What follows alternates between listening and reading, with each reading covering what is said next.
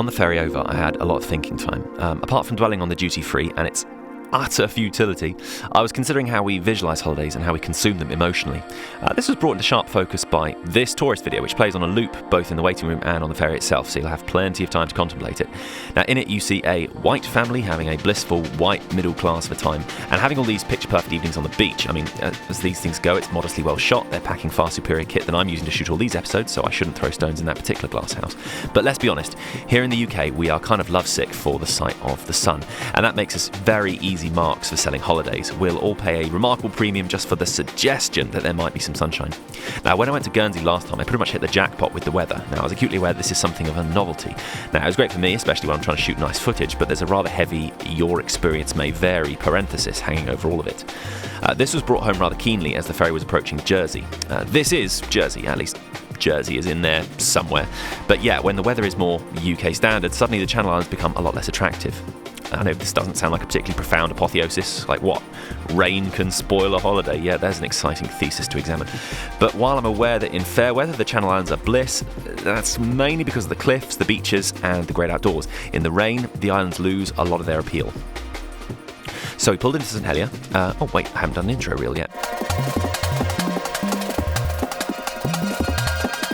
Got to at least vaguely stick to a format. Who knows, maybe one day we'll have some credibility to go with it. So I was a bit lukewarm on St Peter's Port last time, which I'm kind of reconsidering now. So on the journey this time, to avoid confusion, I did stop off in Guernsey first before we headed over to Jersey. And this time around, when we pulled into St Peter's, I was like, oh wow, that's what a great view. It's great to be back. Whereas when we pulled into St Helier, I was more like, oh wow, seriously? Now, I know most ports aren't famed for being an edifice of artistic wonder, but still, St Helier is not all that promising on first view. By the way, it's well known that there's quite an inter-island rivalry between Jersey and Guernsey, so naturally, being a gentleman, I will absolutely be stoking that quarrel with lots more side-by-side comparisons. So yeah, St Helier seemed like a pretty poor start. It kind of reminded me of Southampton. Ooh, there's a low bar to clear. There's a fort on the hill above which had the potential to be pretty, and I mean, goodness knows, I love a good fort. But in a textbook move of 1960s town planning, some bright spark was all like, hey, let's take a huge dump on the heritage of the town and build a leisure centre here. Leisure centres are the future, guys. No one wants historic sites. Ugh.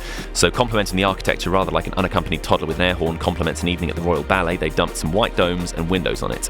Yeah, smooth move there, really future-proof. But hey, it's not all bad news for St Helier. More on that in a bit. Now, spoiler alert, these episodes are getting released very much out of sequence due to me being another compulsive liar who makes television. But the day previous, we'd been doing a lap of Sark, something you'll be seeing pretty soon.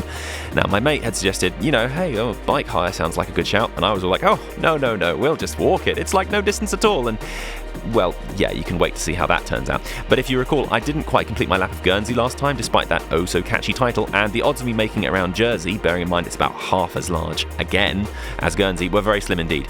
So this time we made straight for the bike hire. Now, there's quite a number of bike hire guys to choose from. These guys were close to the port, but they wanted something like a £25 deposit, whereas these guys hooked us up with a bike 1pm till 1pm the next day for just 15 quid. Now, I'm not a frequent hirer of bikes, so maybe that's just standard, but getting the better part of 2 days on the bike for 15 quid was pretty great. Also, in a twist that neither me nor the weather forecast saw coming, about an hour after stepping off the ferry, the weather had gone from this to this.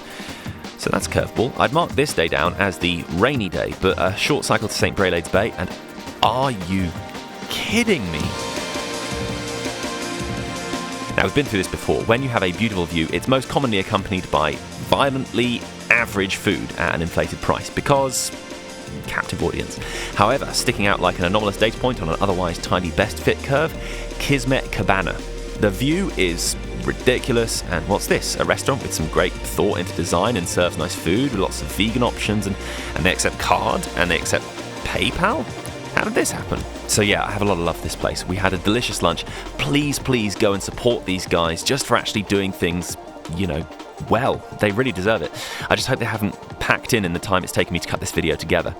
So from there we headed back towards St Helier, and let's talk about Jersey more generally. And let's get that low-angle shot of the flag in again. Most people have got some awareness of Jersey, Channel Island, somewhat rural, tax haven.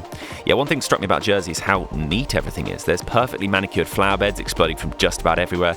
Even the traffic islands and the railings look like they've been freshly polished only a few minutes ago. It was also striking how many of the houses are new builds, and yet there is a lot of wealth on display in Jersey. Yachts, tall iron gates to fortify your house, perfect lawns, and even private lakes. Our elitism is hilarious.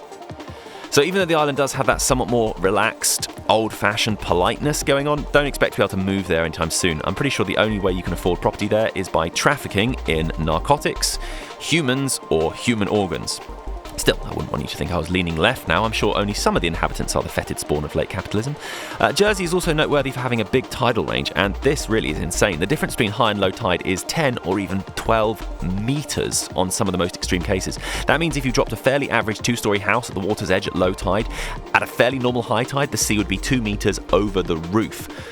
The south coast of Jersey is dominated by St Albans Bay, which is a beach that cuts a 3-mile notch from St Albans in the west to St Helier on the east. It's a spectacular geographical feature, but amusingly, just having this huge area of beach doesn't actually make it a good beach to sort of lounge on. When the tide goes out, it's probably a shorter walk to the airport than to get to the water, and as you can see, it exposes a lot of rocks. It's all a bit surreal, actually, and there seemed to be a pretty big deposit of algae left behind. Yeah, it did smell pretty bad, so this wouldn't be the place to lounge on the sand necessarily. Not stopping you, just there are nicer spots we'll explore later. So we cycled across the scoop of the bay, which is pretty expansive. Balancing my camera on the handlebars and attempting to film was going to be about as sensible as practicing fire poi at a petrol station, so no GoPro style point of view footage. Sorry guys. We cut inland just a couple of hundred yards to go to a local park to see this.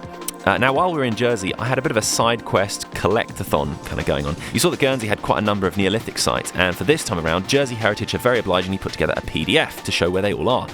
Now, of course, I'm far too sexy and important to bother trying to see all of them on the list. Just kidding. Not only am I neither sexy nor important, I smashed that list like it was dispensing free money and espressos. However, if I go through every single one, I reckon I'm going to lose most of my viewers. So I'll just show you the highlights in this video, but I'm already hoarding footage for some sort of Neolithic compilation one day. Just don't be shocked if it's not anytime soon. We pretty much headed back to St Helier at this point, which means coffee. Now, if you recall, I was a bit lukewarm on the coffee in Guernsey. Not horrible, but not exactly choirs of angels singing either. Still, the one bonus from all the people hoarding wealth here is the coffee game is... This is Locks, and they definitely knew what they were doing. We wheeled our bikes through the town centre. It's pretty nice. It's a welcome break from the chrome and glass and motorways that you see when you get in. The actual feel that the Channel Islands are trying to portray themselves, this sort of folksy and quaint, that kind of comes across here. So yeah, it's all right. We weaved our way to the other side of the town. We timed our stretch along this southeast part of the island with the tides so we could walk out to here. This is La Motte. It's one of the tidal islets that's a little more than just bare rock. It's actually on the PDF as a site, but you can't really see a lot of Neolithic stuff. You'll have to be content with just the gorgeous, if weird, kind of tidal landscape instead. If you were making a low-budget sci-fi film, this would be a good spot. We ducked inland a little way to hit another on the PDF, then kept going east to aim for our accommodation as the evening was still a ways off. We passed a patchwork of churchyards and fields, eventually making it to the coast to be greeted with views of Mont Orgueil in the evening sun. And before long, we were just below it in the rather picturesque village of Gory. It was named after a massacre of 900 islanders in the 17th century. I'm just kidding, that's a lie. Never can resist an obvious pun. The castle did successfully hold out against French invasion several times though, so it probably did get a bit bloody around here. So we were staying here. I didn't really take much footage of this at all. It's one of those things, I only discover this when I sit down and try and cut these together. Accommodation generally looks really dull on camera compared to, castles, beaches and monuments older than the pyramids. But it does mean that when I try and talk about these things, I suddenly have to tell rather than show.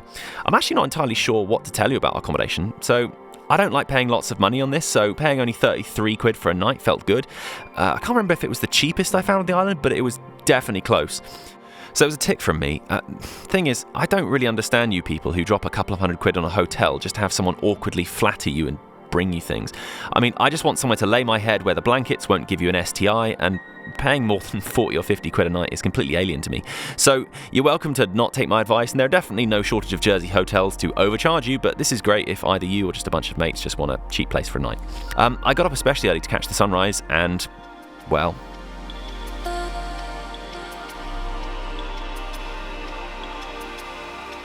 When I think back to this morning, I have to fight the impulse to not just leap on a ferry and go back. I mean, of course, these are conditions that you can't just instantly recreate. A summer morning when the sun not only shines but rises at 10 to 6, but it was just one of those perfect moments where everything just seems right. This was my chance to see the whole east side of the island. There's quite a bit of up and down. You sort of pass from one bay to the next and then another. My eventual goal was this. I mean, of course it was. This is Les Couperons Dolmen. Not huge, but, not nothing either.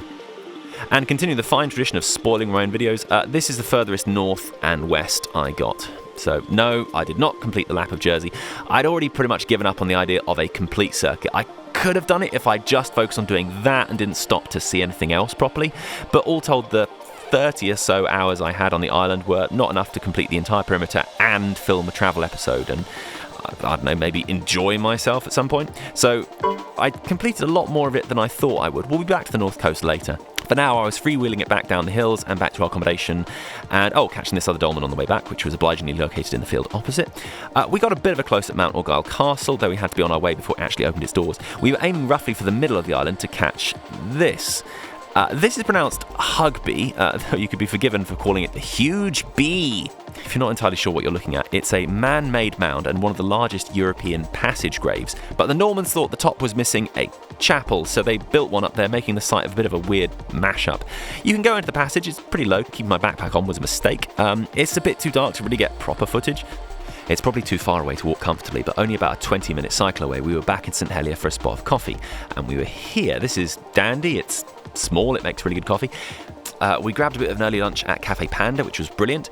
Another coffee at Cargo Coffee Bar, so I'd be able to make some sort of informed comparison for you all. But between the three we dropped in on, which is Locks, Dandy and Cargo, it was a complete dead heat. I couldn't pick between them. They were all really great, so any of them, would do you just fine. It's not very interesting as a hot take, but that's what it is.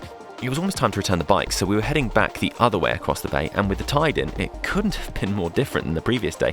Now, while I'm not a military strategist, out in the bay you have two forts. There's Fort Elizabeth on the eastern end of the bay, and St Albans Fort on the west. Now, the water is a great defensive feature, strong position. That advantage does kind of disappear pretty frequently, though. I mean, for about half of the day, you can pretty much stroll over there twirling a cane, so... yeah, I don't know, I don't really get it. It was at this point that Rick and I were parting company. He asked not to be on camera, which, I understand, I've stopped putting myself in these episodes too. But minus bike, it was now time for a change. I put on a quick stride to make it along to St Brelade's Bay. Once again, it was a glorious day and got to see the town we'd glimpsed across the sand that previous day. Again, the perfect flower beds, the uncharacteristically modern houses of the rich, but what a beach. Briefly had a glimpse of St Brelade's Church, which goes back as far as the Normans, and then hopped on a bus to the north of the island. On the way, got a glimpse of the western side of the island, which is pretty much one massive beach, but we'll be back that way in a bit. The buses are pretty great. Use them. They are frequent, pretty inexpensive. Can't complain. Hopped off at La Grève de Lec. I'm not really bothering to do the Jerez kind of pronunciation. Just assume it's more French than I'm pronouncing it. It's actually pretty crowded considering the sheer square footage of beach that Jersey has on basically every point of the compass, but this was just a start point, so I wasn't looking for a space to spread a towel. Who needs beaches when I had a PDF to complete? What followed was quite an afternoon. It was swelteringly hot and I had a sizable bag on. It was on foot through what was definitely a more rural quarter of Jersey. From the northwestern tip, you could actually see Sark and the other islands just quite clearly in the distance. Admittedly, time was pretty tight and I was trying to circumnavigate the island on foot, and the final whistle was going to be at 7 p.m. The next Neolithic site wasn't quite as impressive in terms of material remains, but it's set in a very impressive sort of cliff setting. Eventually it brought me out to this view. It looks so idyllic looking back. I was a little too scorched to be basking in the glory of it, but even then, I was still appreciating just how incredible this all was. I snaked down the hill. With all the bare exposed rock, the landscape seemed very different to the rest of the UK. It reminded me more of, Greece, actually. I had to head inland to tick off the next one off the PDF. Followed a path that scarcely even looked like a path. Got there eventually, but at this point the heat was finally getting the better of me. I was extraordinarily thirsty and not particularly close to a shop. So abandoning the lap just out of pure pragmatism, and for now I headed to the nearest civilization. More farms along the way. There is a really puzzling habit of letting your chickens just loose to wander around in the road. Not just one random place either. No one seemed to be that fussed about cooping them. Never mind cars. I've no idea how you gather them all in again, but I guess there must be some sort of sense to it. I was still somewhat out of my way, and I still had a couple of things I wanted to see before my flight back. So I linked a couple of buses together via St Albans to get me back on track. It did surprise me how, in the 3 hours since I'd been there, St Albans had once again transformed utterly with the tide. So another bus got me out here. This is La Corbière, famous for a couple of lighthouses. The sun was just perfectly in the wrong place to get a proper shot of that without it being completely washed out. But this one, can't decide if it's beautiful or crazy ugly. Maybe somewhere in between. Now, in trying to include this last corner of the island, it meant walking what was supposed to be an hour and 45 minutes to the airport in just over 1 hour. Now, walk times on Google are often a little on the pessimistic side. They're not hard to improve on, but this was going to be tight. So I'm pretty much running by the side of the road like a total nerd. Once again, the view from only a few hours ago is completely transformed with the tide going out. I pretty much jogged up the side of the hill to get to this. This is La Sargent, and scarcely even stopping, I then jogged my way alongside the expanse of rock. I was on the home straight. Obviously, this wasn't peak time for filming. As it turns out, this was the one thing I hadn't accounted for when I was on this route, that this bit here is a pretty sizable hill. The actual entrance seemed to be forever away, but I finally made it to the airport. I swear that I have never sweated to the extent I did that day. My back was so wet that even my bag was sodden. I was a bit later than I'd usually like to be for a flight, but like Guernsey Airport, this is not a large space. Barely 3 people in front of me at security, cleared it in less than 5 minutes, and finally we can rest. It had been an incredible day, one of the most memorable slices of the summer. We took off just after sunset, so I missed that, but never mind, it had been a beautiful day. Stop everything, the sun is setting for a second time. I just couldn't process this. I mean, how unrealistically amazing is that?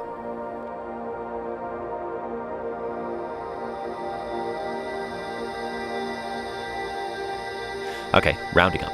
Still can't really believe that what started as this became this. I honestly can't tell you for sure if this is what a standard Jersey summer feels like, but perhaps out of blind luck, the sun shone and I had the most amazing 30 hours I think I could have had while still in UK territory. 30 hours is not sufficient to see everything, kind of as I proved. My final lap looked like this, by the way, with some caveats and not in one contiguous line, mind. But that was my lap, and hey, I mean, I'm still pretty pleased with that. So, for example, I didn't really get a chance to look at the World War II stuff, even though it's kind of literally everywhere. Like Guernsey, it has some war tunnels you could visit. Oh, and I haven't stirred that pot in a while. So, Jersey is richer, Guernsey is cuter. Jersey has the insane beaches and tidal range, and the castles are more impressive. Guernsey is easier to get to. Jersey has the coffee. Guernsey has a bunch of mates. I don't know, the if you had to pick one dichotomy is always a dumb one. They're really cheap to get to, so unless you're planning on getting so wasted that you get banned from the Channel Islands in perpetuity, just go and see both when the opportunity arises. But start at Guernsey, otherwise it would feel like a slight step down. Wait, does that count as... well, you know, whatever, this is taking too long. It's really hard to keep the runtime down on these. So, next time, Sark. Go and listen to the EP of the music you've been hearing in the background, and we'll catch you guys for the next one.